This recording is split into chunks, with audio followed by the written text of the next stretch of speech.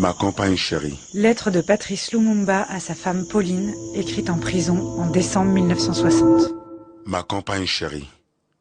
Je t'écris ces mots sans savoir s'ils te parviendront, quand ils te parviendront, et si je serai en vie lorsque tu les liras. Tout au long de ma lutte pour l'indépendance de mon pays, je n'ai jamais douté un seul instant du triomphe final de la cause sacrée à laquelle mes compagnons et moi avons consacré toute notre vie.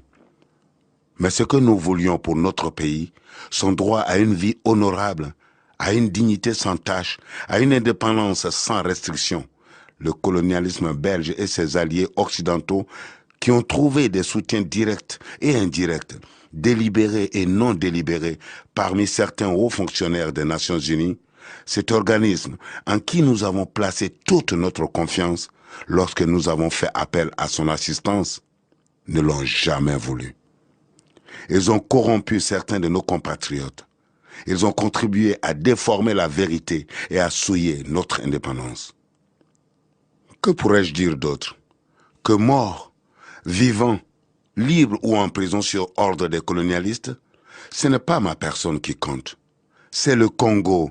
C'est notre pauvre peuple dont on a transformé l'indépendance en une cage d'où l'on nous regarde du dehors, tantôt avec cette compassion bénévole, tantôt avec joie et plaisir.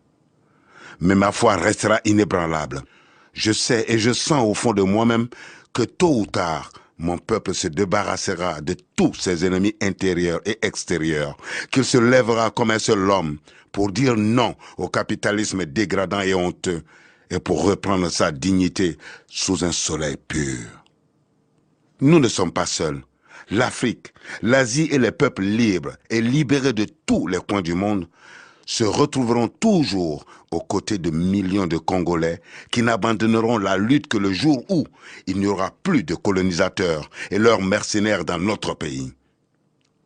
À mes enfants que je laisse et que peut-être je ne reverrai plus, je veux qu'on dise que l'avenir du Congo est beau et qu'il attend d'eux, comme il attend de chaque Congolais, d'accomplir la tâche sacrée de la reconstruction de notre indépendance et de notre souveraineté.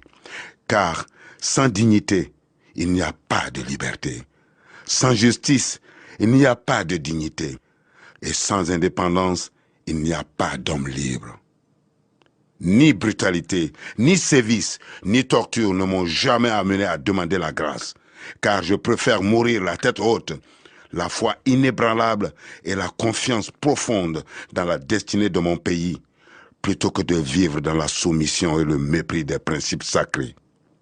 L'histoire dira un jour son mot, mais ce ne sera pas l'histoire qu'on enseignera à Bruxelles, Washington, Paris ou aux Nations Unies, mais celle qu'on enseignera dans les pays affranchis du colonialisme et de ses fantoches.